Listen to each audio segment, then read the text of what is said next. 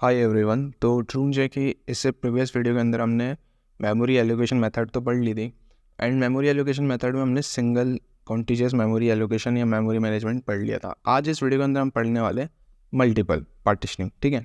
और multiple partitioning दोनों तरीके की होती है, मतलब फिक्स साइज पार्टीशनिंग होती है और डायनेमिक साइज पार्टीशनिंग होती है। दोनों को एक एक करके समझते हैं एंड चलते हैं, ठीक है। तो आज का हमारा जो मेन टारगेट है वो यही है कि मल्टी पार्टीशनिंग हमें पढ़नी है। तो मल्टी पार्टीशनिंग भी वही चीज़ है, बट जो मेन जो कॉन्सेप्ट हो रहा था मेमोरी का इनएफिशिएंट वे में यूज़ हो रहा था, वो जो सिंगल कॉन्टिजियस में हो रहा था उसको ओवरकम कर देती है चीज़ें, ठीक है। कैसे करती है, डेफिनेशन वाइज समझते हैं, देन डायग्राम समझेंगे एंड देन क्लियर हो जाएगा, गारंटी है, ठीक है। तो जो सिंगल कॉन्टिजियस मेमोरी मैनेजमेंट हमने प्रीवियस वीडियो के अंदर समझा था, उसमें यही था, है ना, कि जो मेमोरी का यूज़ हो रहा था वो क्या हो रहा था, इनएफिशिएंट वे में हो रहा था, और उसी चीज़ को क्या कर रहे हैं हम, ओवरकम कर रहे हैं। और यहाँ पे क्या हो रहा था कि एक ही टाइम पे एक प्रोग्राम एग्जीक्यूट हो रहा था, जो कि बहुत बहुत गलत बात है। तो यहाँ पे दो चीज़ें हो रही थी, एक तो सीपीयू जो हो रहा था वो आइडल केस में ज़्यादा बैठ रहा था, और मेमोरी का बहुत ज़्यादा क्या हो रहा था, वेस्ट हो रहा था, ठीक है, मेमोरी स्पेस वेस्ट हो रही थी। तो उसी चीज़ को क्या किया हमने, ओवरकम किया गया। एंड जो कॉन्सेप्ट पढ़ रहे हैं वो आज हम पढ़ रहे हैं मल्टी पार्टीशनिंग के, ठीक है। इसमें क्या होगा, एक से ज़्यादा more than one program run करेंगे पैरेलली, कॉन्करेंटली कह लो, पैरेलली कर लो, या सेम टाइम पे एक से ज़्यादा प्रोग्राम रन करेंगे। डायग्राम चलते हैं, समझते हैं। तो मैंने आपको बता दिया था पहले, ओएस को कुछ मेमोरी चाहिए रहती है, ठीक है, बिल्कुल सही बात है। अब यहाँ पे यूज़र्स के हो सकता है मल्टीपल प्रोग्राम। तो ये जो प्रोग्राम दिख रहे हैं या प्रोसेस जो भी कह सकते हो आप, कोई दिक्कत नहीं रहेगी, प्रोग्राम कह लो, प्रोसेस कह लो, बिकॉज मेन मेमोरी के टर्म पे ही बात हो रही है, तो प्रोसेस ज़्यादा ठीक रहेगा। तो वही है, प्रोसेस कह लो या जॉब कह लो, ठीक है। तो ये यूज़र वन या प्रोसेस वन, दूसरा यूज़र टू या प्रोसेस टू या जॉब वन जॉब टू, तो उनके प्रोग्राम है। और कहीं ना कहीं यहाँ पे भी क्या होगा, थोड़ा सा मेमोरी का तो वेस्ट होगा। अब मेमोरी का वेस्ट यहाँ पे जो होगा वो फ्रेगमेंटेशन हम पढ़ेंगे अभी आगे चल के। दोनों टाइप के फ्रेगमेंटेशन इसी वीडियो के अंदर कवर हो जाएंगे, क्योंकि जो इसका तो दोनों टाइप हैं उनमें एक एक फ्रेगमेंटेशन होता है। तो जो नॉर्मल है उसमें होगा अपना फ्रेगमेंटेशन इंटरनल वाला, एंड जो डायनेमिक वाला है उसमें होगा फ्रेगमेंटेशन एक्सटर्नल वाला। तो फ्रेगमेंटेशन या फिर अनयूज मेमोरी का किस तरीके से हो रहा है वो समझ लेंगे अपन बाद में, बट इतना तो समझ में आ गया कि वो क्या रहा है, यहाँ पे मल्टीपल प्रोग्राम्स या मोर देन वन प्रोग्राम जो हो रहे हैं साथ में रन हो रहे हैं। तो ये तो अपन ने समझ लिया कि सिंगल कॉन्टिजियस मेमोरी एलोकेशन या single contiguous memory management, not allocation, यार बार बार एलोकेशन मुंह में आ रहा है, बट मेमोरी मैनेजमेंट, ठीक है। सिंगल कॉन्टिजियस मेमोरी मैनेजमेंट से तो फार बेटर है मल्टी पार्टीशनिंग, क्योंकि यहाँ पे मल्टीपल जो जॉब्स हो रही हैं या मल्टीपल प्रोसेस जो है वो रन हो रही हैं, ठीक है, क्लियर बात। अब यहाँ पे वही चीज़ को एक्सप्लेन किया गया और डीप में, कि अगर दो प्रोसेस हो रही हैं तो उनके बीच में क्या हो रहा है, स्विचिंग हो सकती है, बिल्कुल। And the operating system need to load both process into the main memory. Main important बात है कि दोनों प्रोसेस जो हो रही है मेन मेमोरी में क्या होनी चाहिए, लोड होनी चाहिए, मतलब जब भी तो यहाँ पे आएंगी। The operating system need to divide the available memory into multiple parts of the load multiple process into the main memory. Simple सी चीज़ है, ठीक है। एंड ये सारे क्या होता है, साइमल्टेनियसली काम होता हो, ठीक, क्लियर होगी बात, इतना तो क्लियर आइडिया लग ही गया। अब जो नेक्स्ट चीज़ है वो समझते हैं। इसके दो टाइप हमने समझे थे, पहला है फिक्स पार्टीशनिंग। अब डायरेक्टली उसी पे चलते हैं। तो फिक्स पार्टीशनिंग का पहले डायग्राम समझते हैं, जो कि बहुत ज़्यादा सिंपल है। तो फिक्स पार्टीशनिंग कहता है कि मान लो आपके पास फिक्स साइज ऑफ ब्लॉक है, फॉर एग्जांपल 4 MB का है, दूसरा है 8 MB का। ऐसे ही अपन डिफरेंट साइज़ के ब्लॉक्स कंसिडर कर सकते हैं। बट भैया आपने तो बोला था फिक्स साइज़ है, तो फिक्स साइज़ हम समझ गए ना। फिक्स साइज़ क्या है इसका, 4, 1 2 3 4 ब्लॉक्स है। तो फिक्स्ड साइज़ यहाँ पे क्या टर्म बता रहा है कि यहाँ पे 4 ब्लॉक्स यूज़ होंगे। Total number of blocks use कितने होंगे, 4 होंगे। ब्लॉक का साइज़ फिक्स नहीं है, बट फिक्स क्या है, ब्लॉक, फिक्स्ड साइज ब्लॉक है, ठीक है, ये इंपॉर्टेंट है, क्लियर। तो अपने को पता चल गया यहाँ पे मैक्सिमम कितनी प्रोसेस यूज़ होंगी, 4 प्रोसेस। एक होगी जो ब्लॉक साइज़ 1 के हिसाब से चलेगी, दूसरी ब्लॉक 2 के हिसाब से चलेगी, तीसरी ब्लॉक 3 के हिसाब से चलेगी, एंड चौथी ब्लॉक 4 के हिसाब से चलेगी, ठीक, क्लियर है। और यहाँ पे हमेशा ये ध्यान रखना है कि ब्लॉक साइज़ ज़्यादा होना चाहिए as compared to program size, ठीक है। प्रोग्राम साइज़ 1 MB का है और ब्लॉक साइज़ 4 MB का है, तो ही काम होगा। जैसे यहाँ पे ब्लॉक साइज़ 16 का है और प्रोग्राम या प्रोसेस का साइज़ जो है वो 14 का है, तो काम हो जाएगा, ठीक है। तो क्या कहा मैंने कि ब्लॉक साइज़ ज़्यादा होना चाहिए एज़ कम्पेयर टू प्रोग्राम या प्रोसेस का साइज़। सिंपल, क्लियर, समझ गए। अब यहाँ पे क्या होगा कि फॉर एग्जांपल मान लो 4 MB का ब्लॉक साइज़ है, तो अपना प्रोग्राम यूज़ कर रहा है 1 MB, तो फ्री होगी 3 MB, और मेमोरी का यहाँ पे वेस्ट हो गया। और इस फ्री होने का, या जो इसको कहेंगे हम इंटरनल फ्रेगमेंटेशंस। जनरली मैं आपको बता देता हूँ यहीं पे, फ्रेगमेंटेशंस जो होते हैं, फ्रेगमेंटेशंस जो होते हैं वो दो तरीके के होता है। एक होता है भैया इंटरनल, दूसरा होगा एक्सटर्नल। एक्सटर्नल को अपन थोड़ी देर बाद समझेंगे, ठीक है। तो दोनों फ्रेगमेंटेशन का जो मेन काम है वो यही है कि जो आपका मेमोरी का क्या हो रहा है, वेस्ट हो रहा है। दोनों फ्रेगमेंटेशन, चाहे वो इंटरनल हो चाहे एक्सटर्नल हो, इसमें क्या होगा, मेमोरी का वेस्ट होगा, ठीक। उसी को कहेंगे फ्रेगमेंटेशन। क्योंकि कल को आपको इंटरव्यू में ये क्वेश्चन ज़्यादा पूछा जाता है कि फ्रेगमेंटेशन क्या होता है, टाइप्स ऑफ फ्रेगमेंटेशन एक्सप्लेन करो, या फिर डिफरेंट इंटरनल और एक्सटर्नल फ्रेगमेंटेशन में डिफरेंस बिटवीन बताओ। ये बहुत बार पूछा जा चुका है, ठीक है। और इंजीनियरिंग एग्जाम के अंदर भी शायद फ्रेगमेंटेशन पूछते हैं, बहुत ज़्यादा मोस्टली पूछते हैं। तो पहले ही बता दे रहा हूँ कि इसको थोड़ा ढंग से पढ़ो। फ्रेगमेंटेशन का मतलब क्या है कि मेमोरी का वेस्टेज, ठीक। अब फ्रेगमेंटेशन दो तरीके का है, दोनों में यही होगा, मेमोरी का वेस्ट होगा। चाहे वो इंटरनल फ्रेगमेंटेशन की बात हो चाहे एक्सटर्नल, दोनों किसकी बात हो रही होगी, मेमोरी की वेस्ट की बात हो रही होगी। जैसे यहाँ पे ब्लॉक साइज़ 4 MB का है और प्रोग्राम या प्रोसेस को चाहिए 1 MB, तो रिमेनिंग 3 MB की और ही वेस्ट हो रही है। ऐसे ही यहाँ पे 8 MB का ब्लॉक साइज़ है और प्रोग्राम को चाहिए 7, तो यहाँ पे 1 MB वेस्ट हो रही है। ऐसे यहाँ पे 1 MB और यहाँ पे 2 MB। तो समझ गए क्या हो रहा है फिक्स साइज़ में। साइज़ ब्लॉक का फिक्स्ड है, फॉर एग्जांपल 4 ब्लॉक्स हमें बनाने, तो ये हमने साइज़ फिक्स कर दिया, और जो ब्लॉक का साइज़ है वो डिफर हो सकता है, बिल्कुल यही डेफिनेशन कह रही है इसकी। इसलिए मैंने पहले डायग्राम समझाया, देन डेफिनेशन खुद ब खुद समझ में आ जाएगी, ठीक है। अंडरलाइन करते हैं डेफिनेशन को। The main memory is divided into several fixed size partitions, ठीक, क्लियर है। जैसे 4, इस केस में कितना है, 4 है, 1 2 3 4, जितने मेरे प्रोग्राम्स होंगे या जितने मेरी प्रोसेस होंगी उस हिसाब से इसको डिवाइड कर दिया जाएगा, clear. In a fix partition memory scheme और स्टैटिक पार्टीशनिंग, ठीक है, उसी को क्या कहेंगे, स्टैटिक पार्टीशनिंग भी कहेंगे, बहुत simple. This partitioning can be of same size और डिफरेंट साइज, बिल्कुल पॉसिबिलिटी है। अब जो इनकी पार्टीशनिंग होगी वो सेम साइज़ की भी हो सकती है और डिफरेंट साइज़ की भी हो सकती है। सेम साइज़ बोले तो यार, जैसे ये दोनों ब्लॉक साइज़ देखो 8 MB का है तो सेम साइज़ होगा, बट ये 4 MB का और ये 16 MB का, तो ये डिफरेंट साइज़ होगा। समझ रहे हो, डिफरेंट साइज़ भी पॉसिबल है और सेम साइज़ भी पॉसिबल है, तो दोनों चीज़ें हो सकती हैं।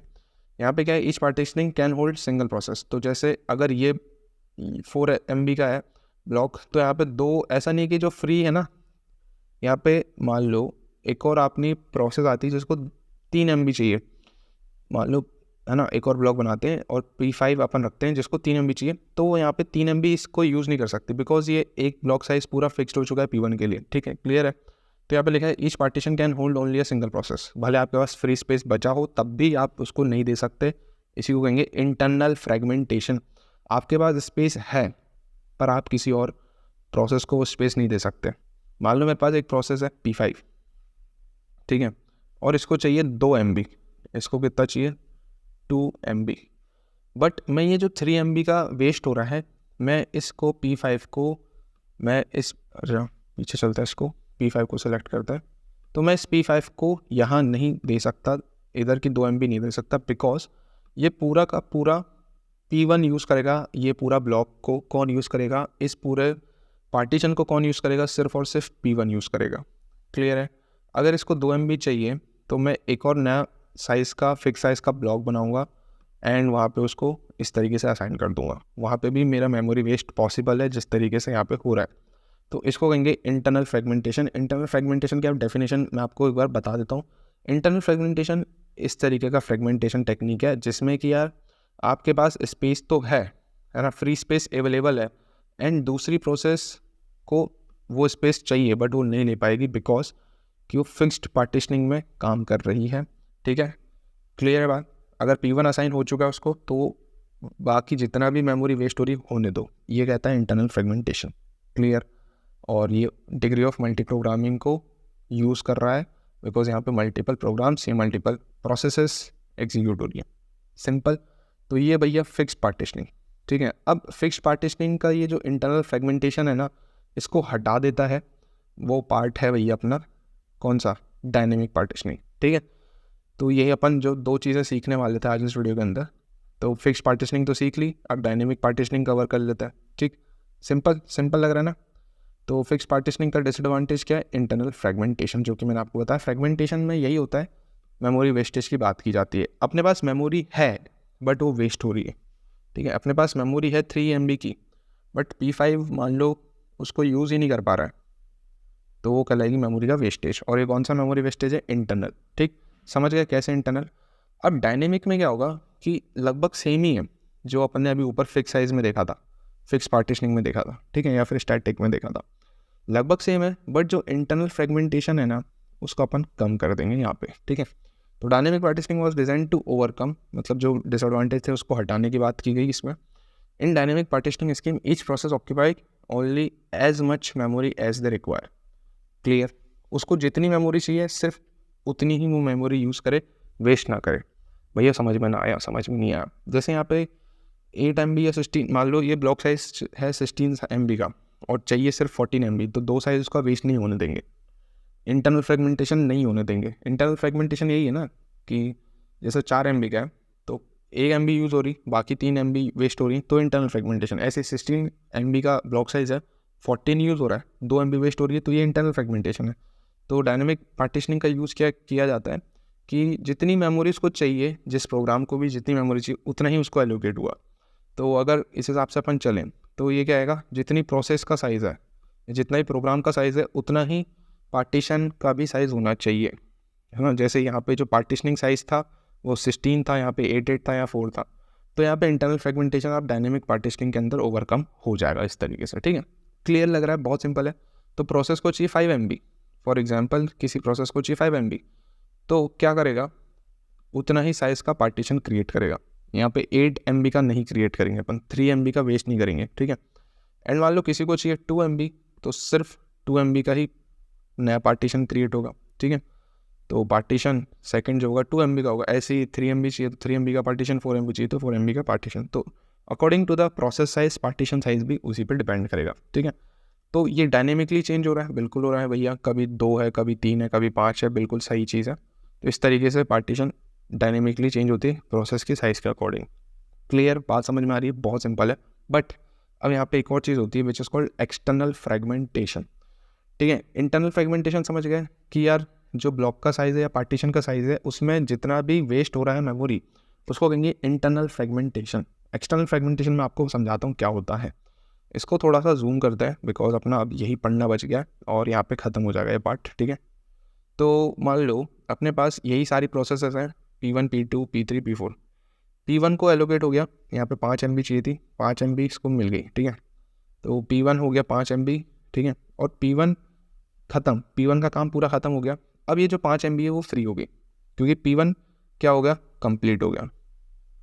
ऐसा करते हैं, ये ले लेते हैं स्क्वायर। P1 अब यहाँ पे क्या हो गया, कंप्लीट हो गया। तो जो 5 MB था जिसको P1 पार्टीशन मिला था ना, P1 को क्या मिला था, 5 MB का पार्टीशन मिला था। अभी 5 MB का पार्टीशन क्या हो गया, फ्री हो गया, ठीक है। क्लियर। अब P2 को चाहिए 2 MB, बिल्कुल यार 2 MB चाहिए था P2 को, अभी उसका कंप्लीट नहीं हुआ पार्टीशन। मान लो P3 था, P3 यहाँ पे था, उसका 3 MB उसको चाहिए था और वो कंप्लीट हो गया, ठीक है। तो P3 भी क्या हो गया, कंप्लीट हो गया, मतलब P1 और P3 कंप्लीट हो गया। P2 कंप्लीट नहीं हुआ, 4 MB चाहिए था, 4 MB उसको मिला हुआ है, कोई दिक्कत नहीं है।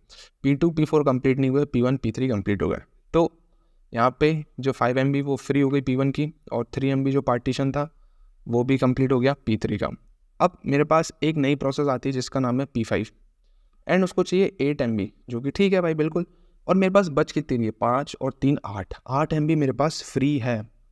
तो क्या मैं इसको दे पाऊँगा? तो आंसर है नहीं। बट आपके हिसाब से तो भैया हो जाना चाहिए, बट आंसर क्या है, नहीं मिलेगा P5। बिकॉज हम क्या पढ़ रहे हैं, हम पढ़ रहे हैं कॉन्टीजियस मेमोरी, है ना। हम क्या पढ़ रहे हैं, कॉन्टीजियस। ध्यान से देखो हम पढ़ क्या रहे थे भैया, कॉन्टीजियस मेमोरी मैनेजमेंट पढ़ रहे हैं। तो कॉन्टीजियस क्या कहता है कि जो भी चीज़ है वो कंटिन्यूस फैशन में ही एलोकेट होगी, है ना। ऐसा नहीं है कि यार P1 फ्री हो गया, मान लिया P1 फ्री हो गया बट P2 अभी नहीं फ्री हुआ है ना। तो कॉन्टीजियस क्या कहता है कि इस फैशन में ही मिलेगी। बट P2 मान लो यहाँ पे है, P2 अभी भी एग्जीक्यूट हो रहा है, तो P2 फ्री नहीं है। P1 फ्री है, मान लिया हमने P1 फ्री हो गया, बट P2 तो फ्री नहीं हुआ। ऐसे ही P3 फ्री हो गया, मान लिया, बिल्कुल बात है, बट P4 तो फ्री नहीं हुआ है ना। जब P4 मान लो यहाँ कहीं आएगा तो P4 तो फ्री नहीं हुआ है।